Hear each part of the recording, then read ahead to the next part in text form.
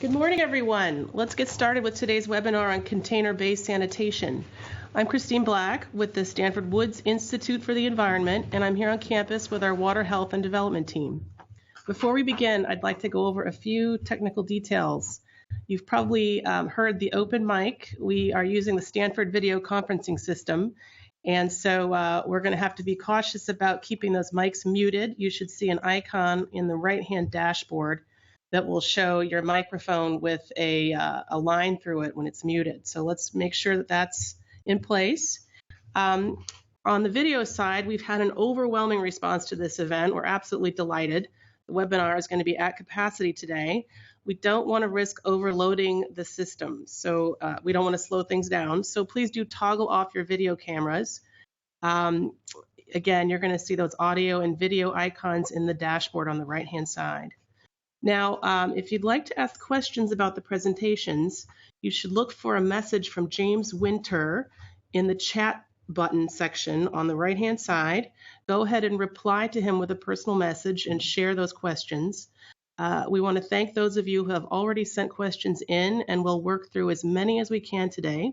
Our panelists have agreed to stay on the line until 9:30 Pacific so we can extend that Q&A. Finally, I want you to take special note of the screen share buttons. You can see what I'm talking about with the big no sign on the PowerPoint right now. We want you to avoid hitting that button. You'd have to hit it 3 times to hit it, but if you do, it's going to show everyone on the call what you have on your screen. So let's go ahead and take care not to press that button 3 times. With that, I'd like to introduce our moderator, Stanford Engineering Professor Jenna Davis. Jenna is the Higgins-Majid Senior Fellow with the Stanford Woods Institute, and she directs the Water Health and Development Program. You might have heard of her research group, the POOP Group, and the interdisciplinary work they're doing to improve public health in developing countries around the world. I'll let Jenna tell you more about that and the great panel her team has assembled to talk about container-based sanitation today. Jenna? All right, thanks so much, Chris, and thanks very much to the Stanford Woods Institute for the Environment for all the help organizing and mounting the webinar. And of course, special thanks to our panelists and to all of you who are joining us from all around the world, actually. This is really exciting. So as Chris mentioned, I am at Stanford. I'm both in civil and environmental engineering and the Woods Institute for the Environment. I also lead the Stanford program on water health and development, and there's a little bit of information about us, but basically the main thrust here is to improve the scientific basis for decision making related to water, sanitation, and health in low and middle income countries, and also to increase research capacity in those countries. Today, I'll be making just a few framing comments to get us situated, and then quickly moving into 3 great presentations from our panelists. Following that, we will open it up for Q&A with the panelists, which we'll moderate. So again, look for that direct message from James Winter. Please send in your questions as you're hearing the presentations, and we'll do our best to get as many answered as we can. So again, just to sort of set the stage here, among the next billion people who will be added to the global population, some 95–97% of those are expected to live in low and middle income countries, and a substantial proportion of those will be in cities. At the end of the Millennium Development Goal process, we had roughly 700 million people with unimproved sanitation, and roughly on the order of 70 million without access to any sort of sanitation facility at all. So closing that service gap is daunting already, but when you take into consideration the unprecedented rates at which cities in the global south are growing, we have a real challenge going forward. So thinking about that, what's on the menu? Sort of what are the options we have for sanitation service delivery currently? And here you go, sewers, right? And I think that one of the limitations most people talk about with sewers is cost. I hope we'll get into a spirited debate about cost during the Q&A session here, but I want to point out a couple of other things. You need water. You need a reliable supply of adequate volumes of water for sewers to function properly. That's something that's often lacking in low-income areas of developing country cities. And there can be political tensions around installing sewers in parts of cities that are informal, unregularized, unrecognized. You can choose your adjective. On the other side, and this is what most households who do have access to sanitation facilities in developing countries use, we have on-site options like pit latrines or mechanical or pore flush latrines with septic tank type facilities. The main issues here are lumpy cost structure. So for a low-income household that's managing money, let's say on a weekly basis, getting the funds that you need to make a big investment in a latrine or a septic tank all at one time can be really tough. And for those of you, I know many of you on the call today, on the webinar, have worked in cities of the developing world, and you know that space is really at a premium. It is really hard just to find space for these kinds of facilities. And I'll also note that in many, not all, but in many developing countries, users are fully responsible for financing, construction, maintenance, emptying of these facilities. And it's an awful lot to put on a household. And across the board, for the particular population we're thinking about, those households most at risk of water and sanitation related illness and most likely to lack access, a high proportion tend to be renters. I currently live in a rented home, and I'm not about to make large capital investments that I'm going to leave behind as a gift to my landlord. And even if a household were willing and able to do this, it still requires those negotiations and permission from a landlord. And finally, I'll just mention low demand for treatment. We know from literature that households that are investing in sanitation are doing it for reasons such as convenience and privacy and prestige. We have not received a lot of traction marketing sanitation either through a health message or an environmental message around treatment of waste. And this becomes important when you think about this increased focus on waste management that is now central to the Sustainable Development Goals.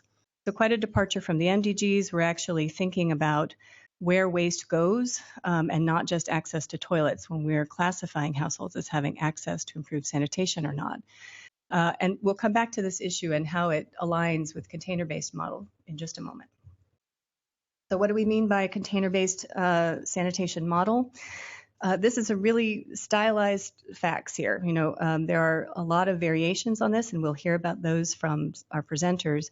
But in general, what we're talking about here is a toilet that captures waste in a container that can be removed, as opposed to having to empty the waste from that toilet into another container.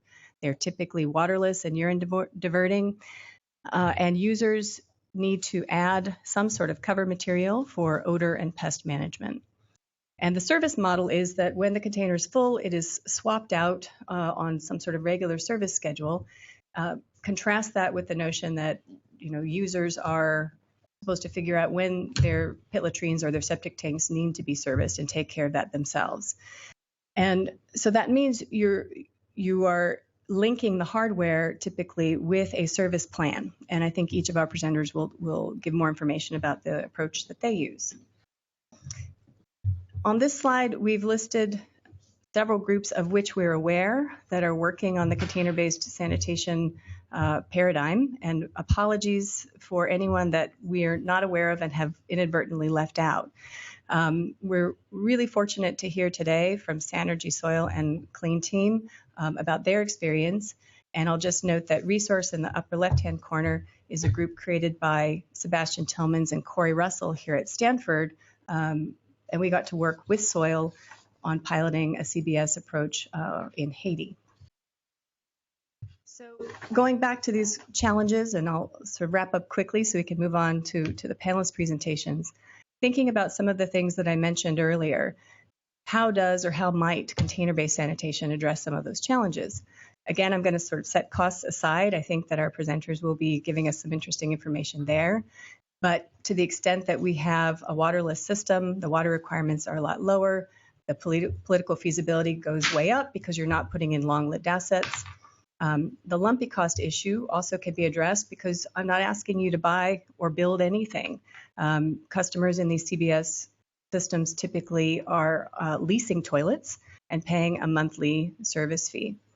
They're a lot tighter, so you don't need as much space. And the only thing a user needs to do is use the toilet correctly and pay the bill. So you can see why this would be particularly appropriate for renters.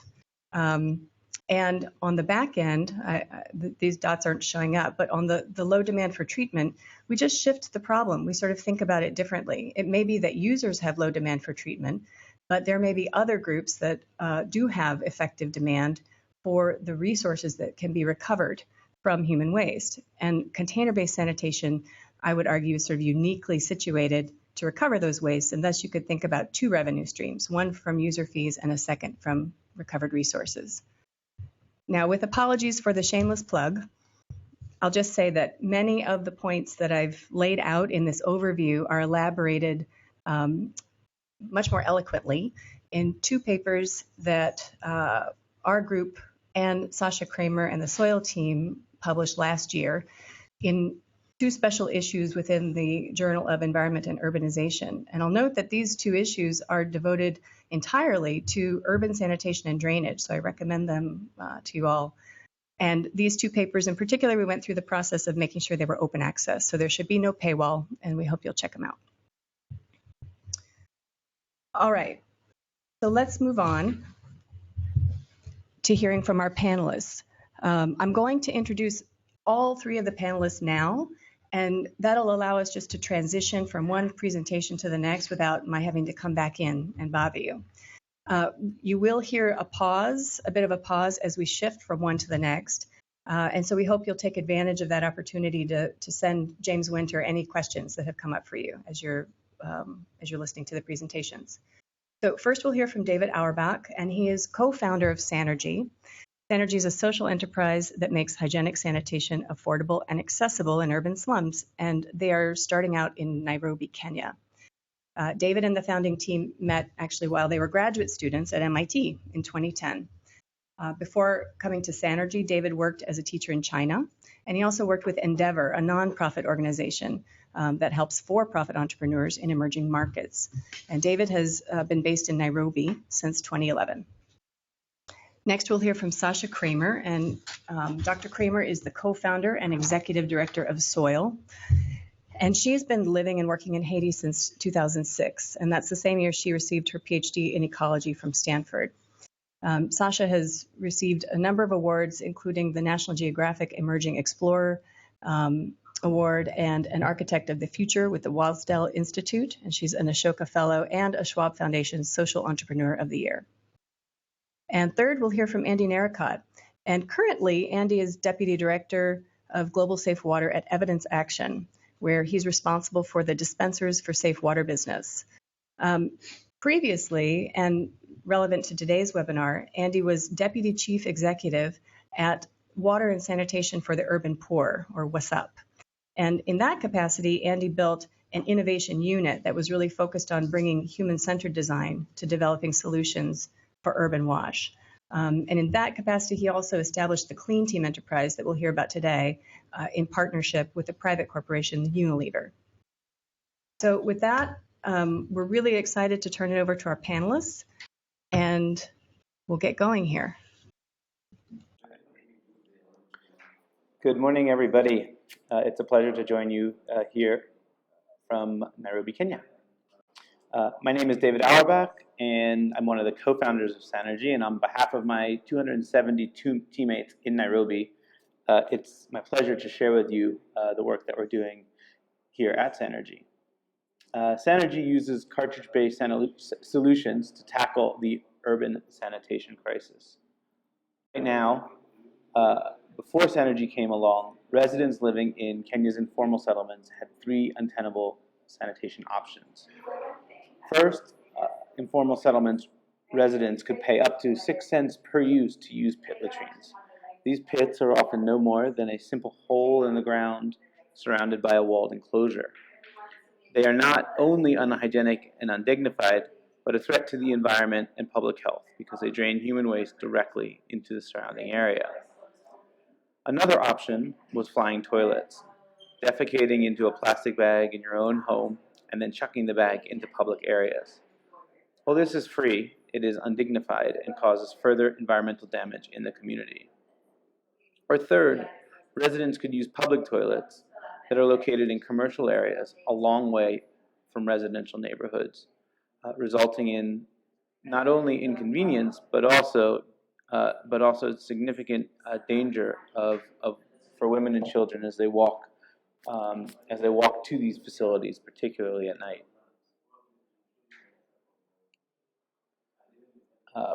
And then from the other side of infrastructure, only 10 to 15% of Nairobi slums are serviced by sewers, and those sewers are often clogged or broken. When the waste cannot be easily removed from toilets that rely on sewers, they are often shut down and residents lose access to them. But it's not simply a question of providing good infrastructure, because where does the waste then go? In fact, the 8 million people in Kenya's slums alone generate 4 million tons of fecal sludge. Waste collectors, known as honeysuckers or frogmen, manually empty pit latrines by jumping into the toilets to remove waste. Alternatively, waste exhausters collect the waste, although this is prohibitively expensive, as much as $125 per visit, and they are often unable to access the toilets that are deep in the densely built up slums. Once collected, the sludge is dumped and treated into waterways. Even Nairobi sewers that aren't in the informal settlements do not carry the waste to treatment plants. In fact, over 95% of sewage in Nairobi ends up being released without ever being treated. Effectively tackling the sanitation crisis in these areas requires more than the usual approach of just building toilets. We take an innovative systems-based approach to tackle the sanitation crisis in 5 parts: design and manufacture, franchise, support, collect and treat, and convert and distribute. For design and manufacture,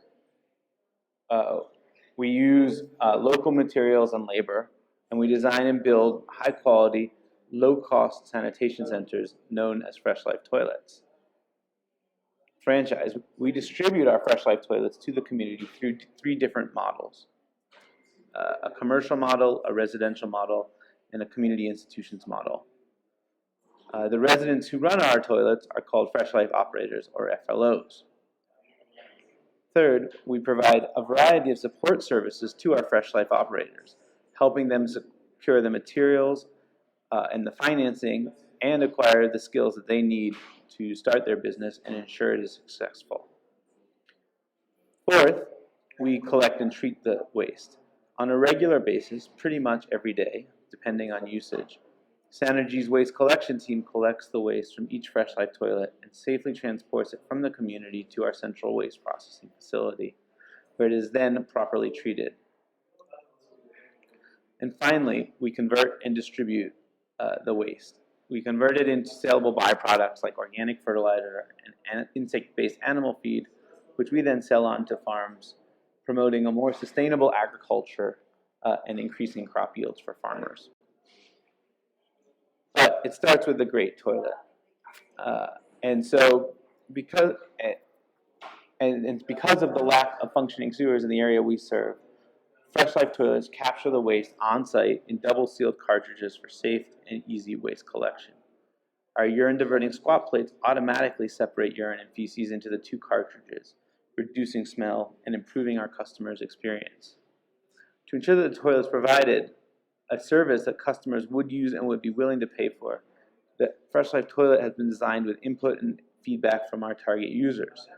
We're currently rolling out the 3rd version of the toilet, which features a new ergonomic squat plate and all tile floors, both of which are a response to customer feedback. In addition, all of our toilets come with a hook and a mirror on the door, which users told us would enhance their experience. Even the smallest things count. Each Fresh Life toilet can meet the needs of about 100 visitors per day, and when full, each cartridge weighs about 30 kilos. We then have 3 primary distribution models for our toilets. Commercial toilets, which operators run as pay-per-use toilets for public customers. Operators pay about $500 to purchase a toilet, and we provide financing through Kiva, the online microlending platform, for which then they can charge customers a nominal fee to generate revenue. Second, we have a program with schools and community institutions so that we're able to provide hygienic sanitation to the most underserved and vulnerable populations. Schools purchase toilets for about $200 US, and access during schools is included in school fees. The balance of that is covered through the government and foundations. For residential toilets, providing secure 24-hour access for residents within the safety and comfort. Residential toilets providing secure 24 access for residents with safety and comfort of their own compounds. In Nairobi's informal settlements, most people live in plots of about 10 to 12 units run by landlords. Landlords purchase a Fresh Life toilet for about $500 for their tenants, and rent includes unlimited access to hygienic sanitation.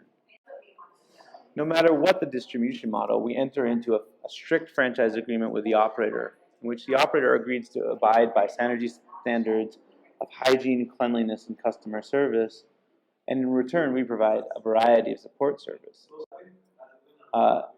These services include really focus first on creating an environment that enables our Fresh Life operators to thrive by helping them gain access to land, capital, training, and business support. We also help them navigate the processes necessary for securing permission to build on the proposed site. And finally, we offer trainings for operators on customer service, bookkeeping, and toilet maintenance. And then we conduct frequent marketing interventions in the communities, from marketing campaigns to recruitment events that are all focused on behavior change. And finally, every Fresh Life toilet comes with the necessary supplies for an operator to get support started from day one, including a hand washing station, cleaning supplies, and signage. The communities we work in are navigable by narrow dirt paths. Our man-powered hand carts, called mkokoteni, make it possible for our logistics team to reach and service each Fresh Life toilet from even the most interior, hardest to reach parts of the slums. The waste collection team wears full personal protection equipment during collection, as well as receives inoculations before starting work. Team members are proud of the work that they do and are well respected and appreciated in the community because they are making a big difference. Once we remove the waste from the community, we co-compost it with other organic waste using a technique called aerated thermophilic box composting. In order to convert that waste, we collect from the Fresh Life. In order to convert the human waste, we collect from the Fresh Life toilets into organic fertilizer. We are creating a nutrient-rich organic fertilizer that improves Kenyan farmers' soil health and crop yields.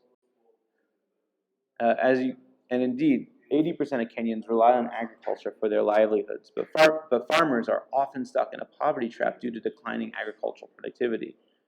Without enough nutrients and organic material being restored into the soil, each harvest further depletes the land, and farmers are trapped in a downward spiral of declining soil fertility and decreasing yields.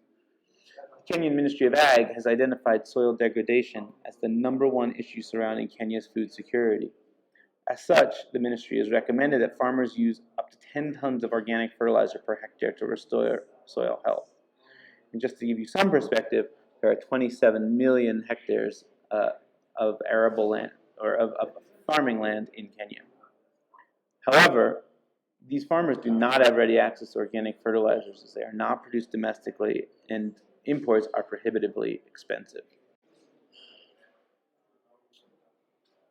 We also convert the waste into insect-based animal feed using black soldier flies, whose larvae eat a combination of human waste and kitchen waste. Once they go through their life cycle, we're able to harvest the larvae, and they come in at 50% protein. This is a huge opportunity for feed millers. So far, since we launched our first toilets on World Toilet Day in November 2011, our network is used 31,700 times a day by residents of the slums that we serve. We currently have about 619 Fresh Life toilets in our network. 307 of those are commercial Fresh Life toilets. 138 are in residential plots, and 174 are in schools. Our Fresh Life toilets are owned and run by 318 operators. And for our operators, running a Fresh Life toilet provides them with steady income. They're able to support their families while making an important contribution to the health and cleanliness of their communities. FLOs who are running these commercially are making $1,000 per year in profit per toilet. Most of these operators are running 2 toilets, and combined, this is greater than the GDP per capita of Kenya. The landlords who are working with report that they can maintain 100% occupancy rate in the plots once they've installed a Fresh Life toilet. And more excitingly, it's becoming a community norm where people demand a Fresh Life toilet or another form of hygienic sanitation inside of their plots. And finally, schools are reporting a 20% increase in enrollment and attendance after installing Fresh Life toilets.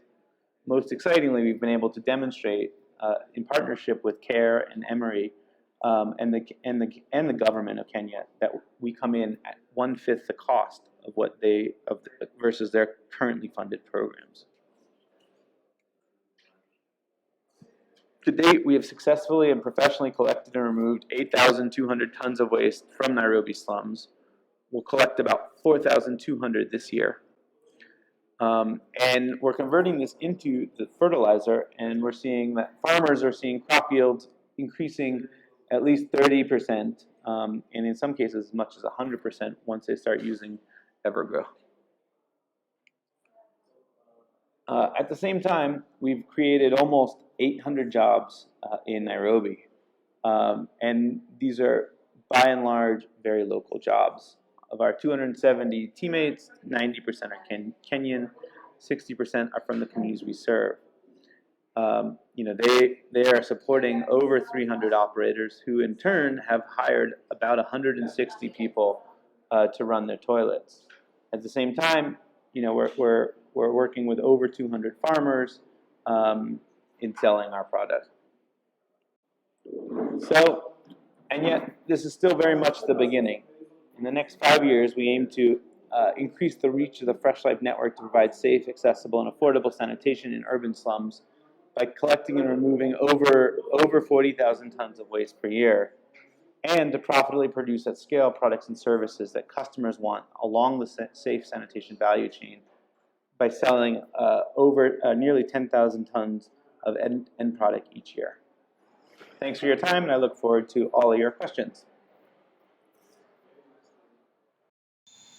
My name is Sasha Kramer, and I am the co-founder and executive director of SOIL, an organization that has been researching and implementing ecological sanitation in Haiti since 2006. SOIL's work has included a wide range of humanitarian and educational initiatives, but for this presentation, I am going to focus on SOIL's recent work in developing a social business model for the provision of household ecological sanitation in urban Haiti. The service is called Echo Lakai.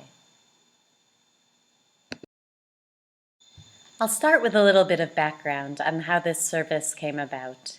Haiti has the lowest sanitation coverage in the Western Hemisphere, with only 26% of the population having access to improved sanitation, as compared to a regional average of 80% for Latin America. The country also has the highest rate of childhood diarrhea in the world, and is battling the largest and most virulent cholera outbreak in recent global history. SOIL's work has centered on Haiti's 2 largest cities, the capital of Port-au-Prince and Cap-Haïtien, with populations of 2.6 million and 400,000. Our work has been driven by the desire to look for an appropriate sanitation solution for dense, informal urban settlements, which are growing at a staggering rate each year, not only in Haiti, but around the world. Given the high density of homes, most families do not have the space to build a latrine or a septic tank, and the high water table means that these types of interventions don't necessarily block the transmission of fecal pathogens. Container-based sanitation is uniquely suited to these rapidly expanding urban settlements because it does not require infrastructure, which can be challenging when the majority of residents are renters, and all of the wastes are safely removed from the neighborhood. Soil's container-based toilet design has gone through many iterations over the years.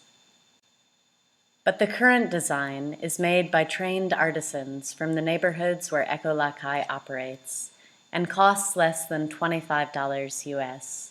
The base is ferro cement, and the inside of the toilet has 2 containers, a gallon jug for urine and a 5-gallon bucket for the poop, which is covered with a dry organic matter that Soil calls bonzo d'air. The bonzo d'air is prepared at the waste treatment site using ground peanut shells and sugarcane bagasse from local agricultural enterprises. This cover material is provided as part of the Ecolakai service. The way that the service works is that clients rent an Ecolakai toilet for $4 to $5 US per month, paid at the beginning of each month. Because the toilet is small and portable, families can choose where to install it. Some place them outside the home, and others place them inside a room in the house. Each week, an Ecolakai staff member comes to the house, collects the full buckets, and gives a clean bucket with bonzo d'air. Households are responsible for managing their own urine. Collection in the neighborhoods is done either by wheelbarrow or with a 3-wheeled motorcycle, depending on the terrain and the density of households. The buckets are then brought to a depot where they can be stored until they are picked up by the Soil Poopmobile and transferred to one of Soil's 2 composting facilities. The Poopmobile arrives at the site where it is greeted by the compost team, who unload and dump the buckets into the first row of bins. The piles are then covered with sugarcane bagasse to prevent smells and flies, and the bins with fresh waste are covered by screens. After emptying, the buckets are moved to the wash area where they are cleaned with a pressure washer, soaked in chlorine for 3 minutes, and then set in the sun to dry. The compost site manager takes temperature readings from the bins containing fresh waste to ensure that the piles are heating up enough to meet the WHO standards for waste treatment. After 2.5 months, the piles are moved out of the first bins and into windrows where they are turned for an additional 4 months. At this point, the compost is completely decomposed and can be passed through a sieve to remove any remaining garbage or large chunks of organic matter. Before bagging, the compost is tested for indicator pathogens, and assuming a clean bill of health, it is bagged for sale at approximately $150 US per ton under the brand name Compost Lakai. For the past 6 months, Soil has sold out of compost on a monthly basis with a wide range of customers, including local nurseries, agricultural organizations, companies, and backyard gardeners. Given the challenges of declining soil fertility in Haiti, there is a large untapped market for soil amendments. So now I'd like to talk a bit about the current scale and cost of the Ecolakai service in Haiti. Ecolakai became a paid service in Cap-Haïtien in June of 2013 and in Port-au-Prince in May of 2015. As of March 2016, Soil has 603 paying customers in Cap-Haïtien and Port-au-Prince. As you can see for both cities, the compost sites are located approximately 10 kilometers from the primary service zones. In order to reduce transport costs, Soil has set up Ecolakai depots in priority service zones to store buckets and materials, increasing the efficiency of transport between the compost sites and the areas served. Soil's approach to scale in the coming years is guided by 2 principles, which thankfully push us in the same strategic direction. The first is that in order to reduce transport costs, making the service more affordable, it is important that service zones have a high density of clients.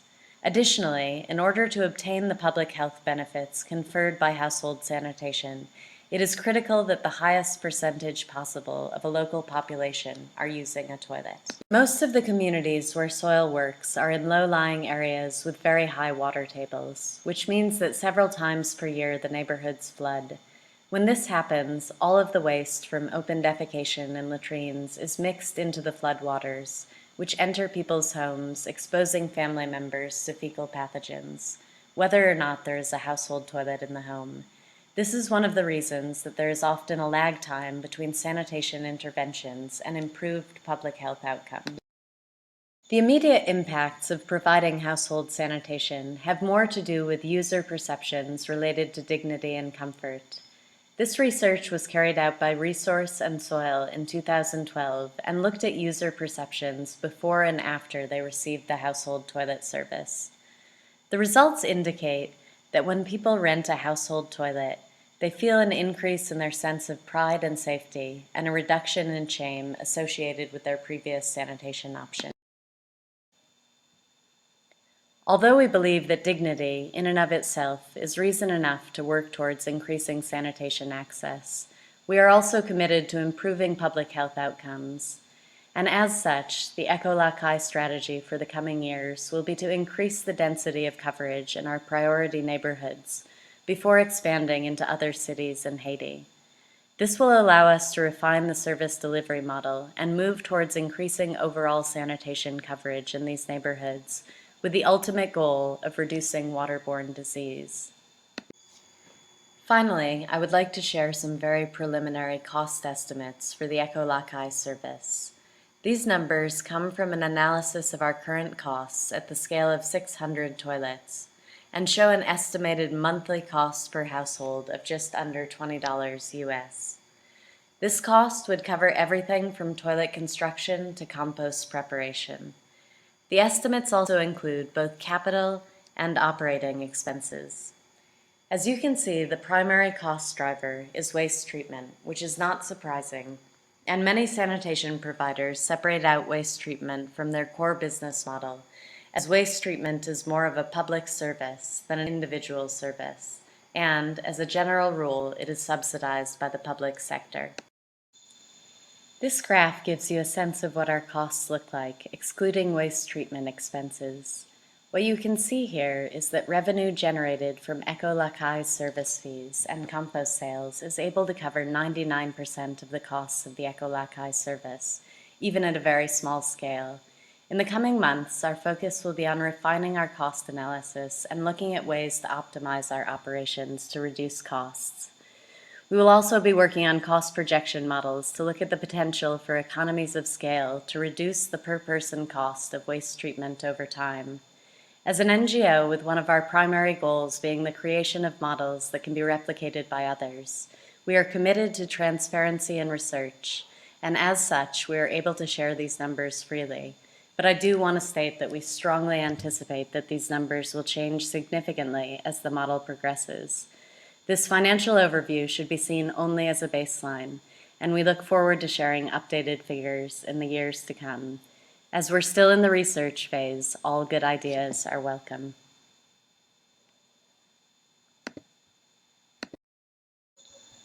We are so grateful to the many partners and funders who have made this work possible, and thank you to the Woods Institute for organizing this event today. Hi, this is Andy Narracott. It's a pleasure to be sharing my experiences today of working with Clean Team, a container-based toilet company based in Kumasi, Ghana. I'm no longer with Clean Team now, but I'm with Evidence Action as their global lead for safe water. And so I lead the Dispensers for Safe Water program, which is currently serving 4.5 million customers across Kenya, Uganda, and Malawi. I mean, it's truly an at-scale rural water service that operates and maintains 27,000 community chlorine dispensers. So I'm hoping my experience with Evidence Action can help some of these container-based sanitation systems and other sanitation businesses reach this sort of scale. So find out more at evidenceaction.org. And also just to say, I'm focused in this presentation on my experience with the business at the early startup phase until around a year ago, so I won't have much to share about their vision going forward.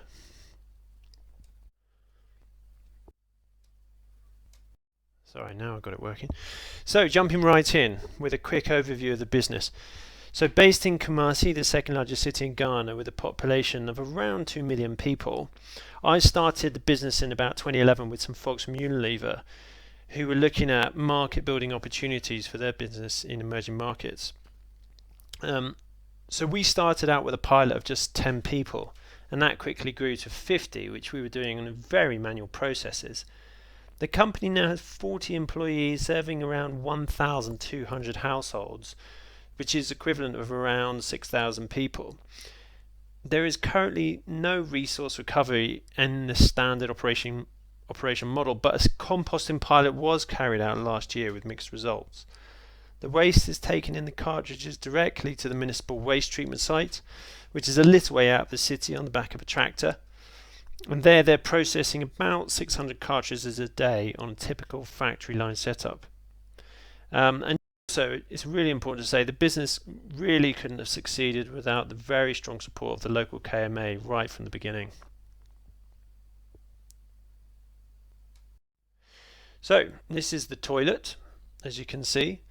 The current toilet is made out of plastic. It's in about 6 parts. The top part of it is made out of high quality HDPE plastic, which makes it really able to be cleaned well with no staining, and cleanliness is a real central part of the selling point. So there's also a shot there of the inner tanks with tightly sealing lids to ensure that there's no leakage, and that top right shows that there's a shot. There's a urine diverting part that directs it through a tube to a receptacle at the back. So that urine's not being collected, but building on existing behaviour of customers at the time, it was natural to be disposing of the urine out of the drain out the back, so not wanting to add additional cost. So this is a picture of the waste processing site. It's built on government land, so this is through an arrangement, through an MOU with the local government, and which again demonstrates their commitment to the success of the project. So a little bit of economic data here, just to give an indication of costs. As I said, this may be out of date now, but it gives an indication from about a year ago. So the monthly fee is still at around 35 cedis, or about $9, and the landed cost of the toilet is around $92, so that's showing the transport and duty. The figures here also give an indication of how much transport and staff are required to run such an operation. I mean, it's basically a business that uses people and vehicles to move human waste around. Also, the customer churn figure shows why sales is such an important element just to sustain existing customer levels. And that's not to be looked at negatively. I mean, the churn indicates that this is a solution that is very flexible to accommodate change in a family situation. So a lot of those churn numbers are people moving, traveling, or a lot of Muslim customers going to Mecca, or some others who have a financial setback and want to let their toilet go for a few months. And currently the business is reporting about 65% of costs recovered. So in terms of user preferences, we started out on 2 or 3 or 4 pickups a week with variations in the monthly fee. But however, as the operation scaled, scheduling pickups became an absolute nightmare, and we reverted to 3 pickups at a standard fee. Largely, customers were happy with this because there was a reduction in missed collections and erratic pickups. Also, 40% of the customers preferred a fragrant smelling additive in their toilet, as opposed to 60% who preferred sawdust, and that's at current numbers. And surprisingly, more people prefer the sawdust when given a choice, but those who started on the wet toilet preferred to stick with it, showing how habits are formulated. Also, the major selling point for users was the convenience factor, since many were used to paying for public sanitation anyway, and they didn't like to have to queue up all the time and make the journey down the road whenever they needed to go. So convenience, a huge selling point. Also, so plans for scaling up. Finally, I think the plan is to reach 2,500 households by the end of the year. But there are many operational challenges at this scale they're reporting, such as scheduling of pickups and reducing the number of late or missed pickups. And interestingly, power outages is really holding back progress, as this impacts on everything from the borehole water at the waste processing site to producing customer receipts. So power is a real challenge in Ghana. That's it from me. I'll keep it short and sweet and be ready for some questions. But I think Clean Team is a very pioneering initiative, just like all of these container-based solutions. And the challenges in the operations as they scale and their ability to recover their costs. I hope one day to see sanitation authorities contracting for these type of services, just like they do for solid waste in the same city where Clean Team operates. And the challenge is to demonstrate this return on investment to the finance minister. So I hope we're not too far off in that regard. Great, all from me, and I look forward to any questions. Many thanks. Great. Thank you so much to each of you for those terrific presentations. And again, to the audience, we apologize for the technical glitch that delayed the start here. All right. David, Sasha, Andy, we received a bunch of questions for you, and we've tried to sort of group them. Maybe we can start out, particularly because we're having trouble getting Sasha on the line at the moment. So maybe we can start out with a topic that she covered in a lot of detail and ask David and Andy to comment. First of all, I really wanted to thank each of you for sharing information about your cost and revenue data. I realize that can be a difficult thing to do. And I wanted to delve in a little bit more here. So for example, Andy, your presentation suggested that about 65% of your service costs are covered by user fees. For soil, once you kind of set aside the resource recovery revenues, it looks more like 70%. And so, David, you have a slightly different model at Sanergy. So I think folks are very interested to understand the prospects for profitability and to what extent do you rely on the resource recovery revenues for profitability. And then, so David, maybe we can ask you to talk a little bit more about costs and revenues, and first with Sanergy. And then, Andy, I'd like to come back to you and ask about this decision not to pursue resource recovery. What led to that option, and how do you think adding it on now would change your cost and revenue structure? So I'll go first. David, you can chime in afterwards. So the decision not to pursue resource recovery in the first place, I think, when we looked at the challenge of sanitation in Ghana, especially in Kumasi, we wanted to give ourselves the highest chance of success. And that was basically just segregating out the one challenge, which was getting people to pay for in-home sanitation, which had previously not done. So it's trying to get people to move their behavior from paying for a, pay-per-use public toilet block or, flying toilets, which was the free alternative, just to try and get them to the pilot started out was just to prove that people would pay for a good, clean, in-home sanitation and to test that we could actually deliver on that. And we started out that from day one because there was a whole lot of research needed in the market to see where did the opportunities exist. And there's, as everyone can see from all the different sanitation businesses and projects out there, there's a whole lot of different opportunities for waste reuse from sanitation. So there's a whole lot of analysis needed to be done to scoping out all of those different opportunities and then, see which one which we would go with, and then develop the market plus develop the technology and the route to market for that. So even that was just such a huge challenge in itself that we decided to park that for the time being, focus on the consumer behavior and getting people to pay for sanitation whilst bringing on other projects. And we did a few. We looked at waste stabilization ponds, so taking over government infrastructure. The moderator has ended your session. Goodbye. And then taking it over as a service contract and then trying to make profitability out of that. There was some work previously done by Ashley Murray in aquaculture in Kumasi with mixed results. There was a pilot done with producing fertilizer, but there was a free alternative source of fertilizer for farms in Kumasi because chicken farms were giving away their waste.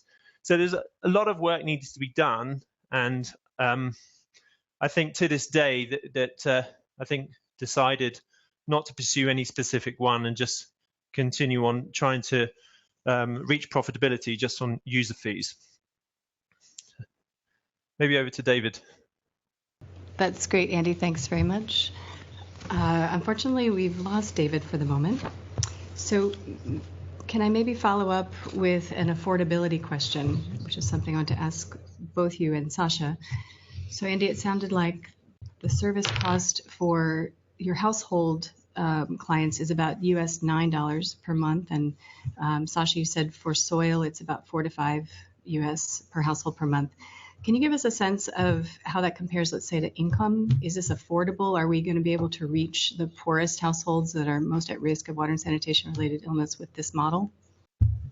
So Andy here again. I'll let, just because I know my line works, and see if Sasha will come in next. Affordability wise, so we did the calculations with the alternative was public toilets. So a lot of people there was existing behavior to pay for sanitation. From the adult perspective, the children were never paying for sanitation. That was always just disposed of in bags, or children would go into free to public toilets. So using that equation, we would go to households and say, how much are you paying for sanitation already? We did the math, and what we were offering from a service fee initially was at 25, 35, or 45 cedis. We were at least 2/3 cheaper, or maybe about half the price that a family would pay if they paid consistently at a public toilet block.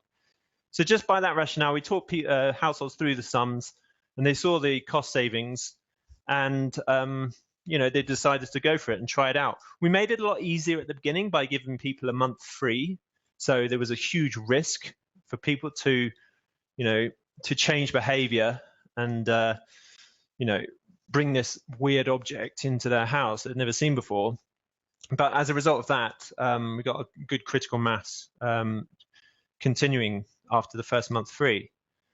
But I think, affordability is going to be a question, especially since, we don't go after the poorest sections of the city of Kumasi. I mean, we're a social enterprise trying to plug a gap in the market and also deliver a social impact. But, to give the business the best chance of success, we went after the segment of the city who had the most disposable income, but who lacked an in-home toilet. And it was mainly around those issues you described earlier around high tenancy and about people not being able to invest in a toilet in their homes. So I think affordability will continue to be a challenge. And I think the way I look at it is that this is the gold standard in a way. An in-home toilet is one level up above a basic service, you could argue. So maybe the government should be the ones who are providing that basic service, and then anything above that, like the convenience of an in-home toilet, people pay for. And I know it's not right, and I know everyone should have an in-home toilet and enjoy their conveniences, just like we do in the global north. But maybe that's an angle on the affordability issue. Over to Sasha. Here. Oh, hi. Can you hear me? Yes, we can. Okay, well, it's going to be a little challenging for me to actually talk because I'm talking into a phone and sound is coming out of the computer. So I'd actually like to ask if Sebastian from Resource is there, if he could perhaps address the affordability question, because I know he knows a lot about this. Sure. This is Sebastian Tillmans from Resource. What we found in the initial studies was that the cost of the service, the $5 per household per month, actually ended up being less than the average household was spending on their cell phone service in that same community. So that, of course, the cell phone is a very high priority when we think about on the list of expenses that a family may have. But we took that as an indication that if the family could afford to spend more on their cell phone service for that particular in that particular community, then we were at least in the range of services that are affordable. But there certainly is, in any community, and in Shada where we set up the service, there is a gradation of income. So it was a low income community, but even within that community, there's particularly low income households and higher income households. And I think it's fair to say this service was probably most palatable to the households in that community that were relatively higher in the income range. So I think this is certainly a challenge in terms of, it's always a challenge when you try and put profitability and universal access in the same sentence. Great, thanks for that. Hi, can you hear me when I speak into the computer? This is Sasha. Yes, we can. Hooray. Great. All right. Well, I just wanted to follow on what Sebastian said. Thank you, Sebastian. I think the other sort of difference working in Haiti and both Ghana and Kenya is that actually there is no history of paying for public sanitation. This would be the first time they've ever paid for sanitation. Yep, I think that's a really great point about both how the quality of this service compares to the next best alternative, and also the tradition and culture around paying or free sanitation. So thanks for those points. David, I'm not exactly sure when we lost you, so I'll just repeat the question that I posed to you. We heard from Sasha and from Andy some information about the percent of the cost of service that's covered through user fees, and some inclination, at least on the soil side, about the proportion of costs that are covered by user fees versus by revenues from resource recovery. Can you elaborate a little more on Sanergy's experience? I know that you have different models, right? So you can pick the one or ones you want to speak with us about. But to what extent are user fees actually covering the full cost of service provision, and how much do you rely on revenues from recovered resources for that financial viability? To be clear, Sanergy does not derive revenue from user fees. Those actually go to our franchisees, who are incentivized to keep the Fresh Life toilets clean, safe, and open by charging a nominal user fee and keeping their customers happy. For our commercial model, these operators are paying about $500 upfront for the facility with a $100 renewal fee each year. We provide financing through Kiva, as shown in the presentation, and these operators are making about $1,000 a year in profit after they've repaid their loan, which they're able to do within 7 or 8 months. Strictly based on revenue, although we extend the loan to be over 2 years. That $1,000 is determined based on some very simple math of about 50 users per day, but we're actually seeing more like 75. 50 users a day being charged 5 shillings per use, which is the going rate. And the cost to run the toilet for 50 shillings is approximately 50 users per day is approximately 30 shillings, and that includes water, soap, toilet paper, and sawdust. For Sanergy on the whole, we become profitable through the sales of end products, which at this stage is predominantly organic fertilizer marketed as Evergrow. We currently sell that at $350 per ton, which we're finding is competitive in the Kenyan market vis-a-vis other organic fertilizers. And we're seeing a very high willingness to pay and acceptance by farmers, which is super exciting. I know that Sasha in Haiti is selling it at a different price, and I think this is really just a reflection of market dynamics in the two different regions. So based on our current projections and the goals and our goals that are being met, we will achieve profitability through the sale of about 10,000 tons per year of our fertilizer, and we believe, or of end products rather, and we will attain that sometime in late 2019. I'll shift to a different set of questions that we've received, really having to do with the role of government. So, I think many folks in the audience are expressing the notion that ultimately ensuring that citizens have access to safe, affordable, reliable sanitation is a responsibility of government. And so I think folks are interested in understanding the extent to which municipal government or national government have been involved in the setting up and or the operation of your services, and what do you see as government's role going forward? And a couple of more specific bits as we go around. Andy, you mentioned in your presentation demonstrating return on investment to the finance minister, and I'm so curious about that. What do you want the finance minister to do differently, given that these social enterprises seem to be sort of humming along well on their own? What would be the kind of support that would be helpful? And then I think just from a more normative perspective, something to consider as you respond, some participants are expressing the question of whether this type of approach actually relieves the pressure on governments to do something more substantial long-term to address the sanitation access problem.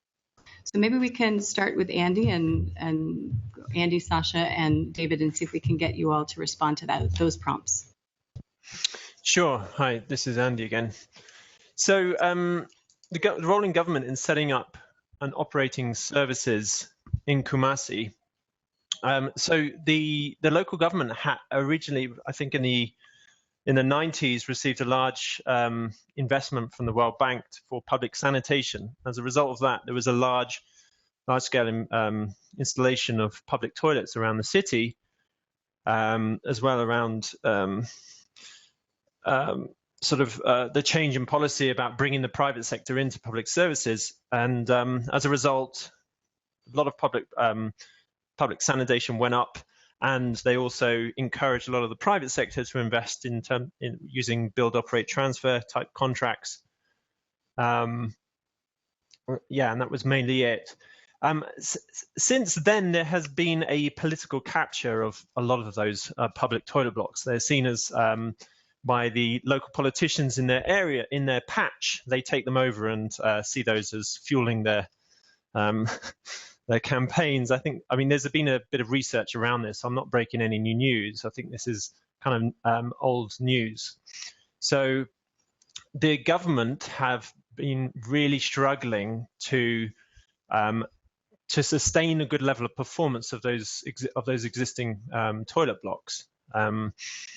And as a result, usage goes down, and there's a lot more open defecation for the city. So I think, and that's something that WSIP was doing to try and, help the government in terms of regulation of those public facilities as the sort of basic service in the cities to try and get a lot more usage. No one wants to pay to go to a smelly toilet, right? I mean, even if it is a public toilet and it's cheap. It's much better to go outside. So yeah, I think there's a bit of a challenge for the local government there, and I see that their role going forward, particularly around Clean Team and similar initiatives, would be one of maybe licensing and regulator to make sure that it's an even playing field, because it's all too easy for another private provider to come in and operate a similar toilet business and tarnish everyone with the same brush. And unfortunately, and the container-based systems being outlawed. And let's remember that they were outlawed about 20 or 30 years ago in many countries. Night soil collection, as they used to be, and they still exist in many cities around the world. These night soil collectors are responsible for many cholera outbreaks in cities. So the professionalization of container-based toilets is, I think, very welcome, and I think that's the role of government to ensure that there's effective policy in place and a good regulator to ensure that everyone is playing by the same rules. Just the point about the remark I made about the finance minister. So, I mean, it's my personal opinion with Clean Team. I saw that it was extremely difficult for that break-even point for the business. We modeled it out many times, and then new costs appeared as we scaled, and then the financial model changed again, and then the break-even point went further off into the horizon at some ungodly scale. And I think that's a real challenge for any business to try and play in that market when, it's a real challenge to make it a profitable business. And the way I see it in the future is if government can see the benefit of involving the private sector in these sort of service-based sanitation systems, issuing contract or service level agreements for the private sector to take on, ensuring that the regulator has the tools to enforce it, and and help some of these businesses make a profit. No one expects the solid waste providers to do it purely on customer revenue, on direct payments by providers. Otherwise, it wouldn't happen. I think it needs to have some form of subsidy, I believe, to get a lot more of players into the market. There's no surprise that there's only three companies on this call. When this container-based sanitation model has been around for at least 5 years, isn't it time to get more in other cities around the world and get some proper service-based contracts out there to bring in the private sector, get some competition going, and hopefully eventually the end consumer will only benefit and affordability will go down. So yeah, handing over. Those are great points, Andy. Thanks very much. Sasha, can you come in on those points? I can try to come in, but again, if you start to lose me, I'll ask Sebastian to take over for me. I've typed my answer to him. In Haiti, the official government policy on household sanitation is to use a community-led total sanitation approach. And so while they realize that this does not always work for urban areas where there are not great technological options, they're very much pushing for households to take responsibility for their own household sanitation. And so Soil's container-based approach actually fits in very well with that, in the sense that the cost of the service, they are paying a significant portion of it, and they're taking responsibility for that. Government is looking at the waste treatment. So having an in-home toilet, although having access to a toilet is a human right, having an in-home toilet is a private good. So people are willing to pay for that. But when it comes to waste treatment, the benefits are a public good. And it's much harder and perhaps unfair to ask households to bear that burden. So what we're really looking at is partnering with the Haitian government on the waste treatment end of our service. And towards that end, we're in a new compost site in Port-au-Prince that will be on the government waste treatment site land as a collaboration with them, so that they can research this mode of waste treatment with us and potentially use it as they scale up waste treatment around the country. So the other thing I should mention about is that prior to 2011, there was absolutely no waste treatment in Haiti. And it was in 2011 that the government built their very first waste stabilization ponds. So that's where we'll be installing our compost site. And in the next 10 years, the government has plans to put waste treatment sites around the country. So we're hoping that we can work together with them to perhaps share costs of the waste treatment, which at this point are not covered by user fees.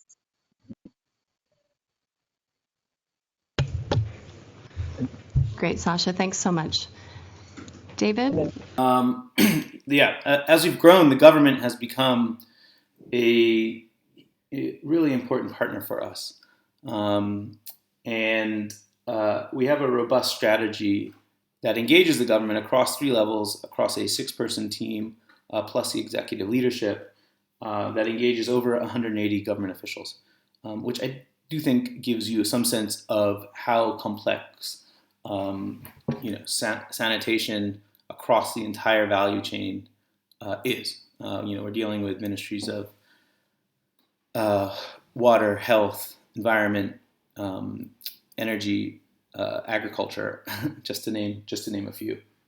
So at the national level, we're working to improve laws to both include container-based sanitation and private sector participation.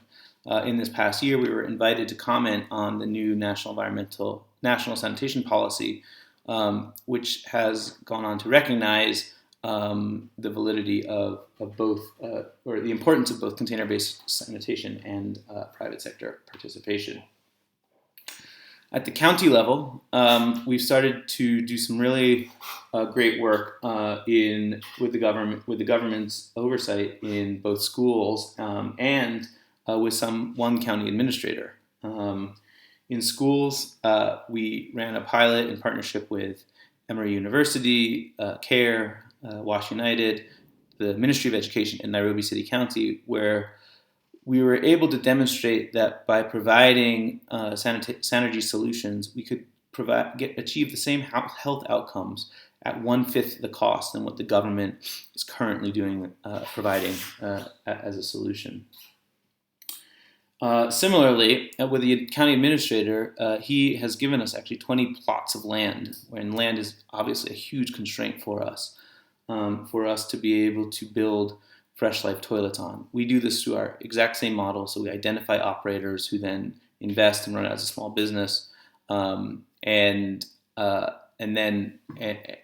so it's not actually different from what we do, but the government is being a key partner in helping us overcome one of our biggest hurdles. And finally, at the local level, so the hyper-local level, we work really closely with the government to because they are so key for both our expansion and our acceptance and adoption of our model. And so the way that really works is a lot of good relationship management. We make sure that the government's invited to events in the community. We make sure that they know and approve of all of the toilets that are being built. And simply by being proactive, we have found that that's really, really valuable for a really easy way to win the trust and improve our credibility. To the question of whether we believe that, of whether we are now doing the job of the government, well, I would say that, we believe that we're really showing the way for government around the world on how to provide a viable gold standard approach to providing sanitation in non-sewered urban slums. Right now, the main answer is sewers, and that governments have in sort of their very limited arsenal of solutions.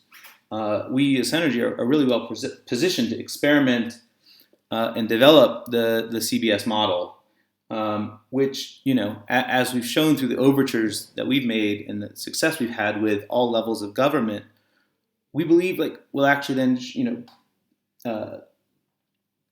show the way for government to adapt and to adapt as they seek to scale across, Nairobi or municipalities around the world, of which we believe there's 1,100 cities that are exactly facing the exact same constraints that Nairobi faces. Great. Thanks very much, David. I'm looking at the clock, and I think, unfortunately, given our delays, we have maybe a shot of asking you one more thing. So before I do that, let me say that if our panelists are willing, I'm sort of putting them on the spot, we're certainly willing to forward them a lot of these other questions that you participants have sent in, and we can collate responses and post them on our website along with the resources that will be available from the webinar. So if you didn't get your question answered, I apologize, and we will see if we can still continue this conversation with Andy and David and Sasha. So I think the last thing I wanted to ask about was this issue of user acceptability. Based on some of the questions we received, I think there's a fair amount of skepticism that a container-based sanitation service could be viewed as aspirational or something that folks are excited about. And to put it very bluntly, what makes this different from the old night soil collection business, that Andy was mentioning? So I was wondering if each of you could just take a couple of minutes and talk about the ways in which your approach has used that sort of user-centric design, those sorts of principles, and do you really think that this is viewed as a high quality service that people are proud of? And to that end, a couple of the participants asked, why aren't we doing this in developed countries? So maybe we'll just take it in the same order with Andy and then Sasha and then David. Hi, Andy here. So being quick, seeing the time. In terms of user acceptability, I mean, at the end of the day, people pay and they choose to pay. We don't force them to pay. So I know that there are very little other choices on the market, but there is this clear correlation between users dropping the service and the standard of service we provide, or we did. Sorry, I'd say we. So, I think at the end of the day, if you're providing something that people pay their hard-earned cash for, then you're doing something well. And I think that I would love it for everyone to enjoy the same sort of benefits that many people do enjoy in the richer countries with sewer sanitation and at least a flushing system with a septic tank. But there's a high capital cost there, and there's a lot of tenancy issues. And I think that is, at least a poor flush or some form of water seal is achievable. I mean, it's largely widespread in India and many Asian countries, but it's a challenge, I think. And I don't know. I think getting people to pay for something that they desire to have the convenience of in their own home is a worthy cause. So yeah. Thanks, Andy. Sasha? Yeah, so one of the marketing tactics that we use is that we use these toilets in our office. I have one in my home. I think that at least 60% of our staff members have and pay for these toilets in their own homes. So I think that people sort of see the fact that we very much value this type of toilet and prefer it over the other options we might have. And that makes a huge difference. And we've actually, surprisingly, so in Cap-Haitian, most of our toilet customers are people who didn't have access to a toilet at all previously. But in Port-au-Prince, we've targeted a slightly higher income neighborhood. And the neighborhood that we're working in Port-au-Prince actually had 90% sanitation coverage before we offered the service. And we've found of the 75 customers that we have in that neighborhood, approximately 80% of them actually had another type of toilet before. And a lot of those were flush toilets. But unfortunately, given the fact that water is not always readily available, a flush toilet without water is extra disgusting. So I think many people decided that actually the container-based solution worked much better for them and was more aspirational in the context in which we're based, which is one where power and water are not always reliable. So we found in general, people really seem to like the toilets and often choose them over other options. Thanks, and over to Dave. I just want to agree, first of all, with Sasha and Andy about their comments on aspirational product. If people are willing to pay, that's hugely important, and we must find ways to attract them to these services. But one thing I do want to also highlight is that, as our products have become a norm and an expectation within the communities that we serve, our marketing is beginning to change. We also initially led with very strong aspirational messaging and marketing. But now, as it becomes mainstream, what is resonating more with people is not necessarily around aspiration, but rather the fact that the Sanergy Fresh Life toilets are clean, close to where they are living, and always open, and that they are affordable. And so we've seen a shift in our own marketing to really frame the issue, or to frame our products and services around that, which I think is a good sign, but also a good reminder that aspiration isn't always going to be the key to ongoing success. I think that's a really great point, David, that the marketing message or meme, as you say, could really shift over the sort of arc, right, as these social enterprises mature. So I appreciate that perspective. I have to draw this to a close. I really want to thank again each of our panelists, David Auerbach, Sasha Kramer, and Andy Naricott. All of you who have participated and struggled with us through some of these technical challenges. We really, really appreciate your patience. As I mentioned, if you had additional questions that didn't get answered, please feel free to email them in to us, and we'll do our best to continue communicating with our panelists and other experts. And if you're an expert and you have an answer to a question that got asked, please send that in too. And we will provide all of the information that we've collected along with an edited version of the webinar on our website. So thanks again. And we look forward to continuing this conversation. Take care.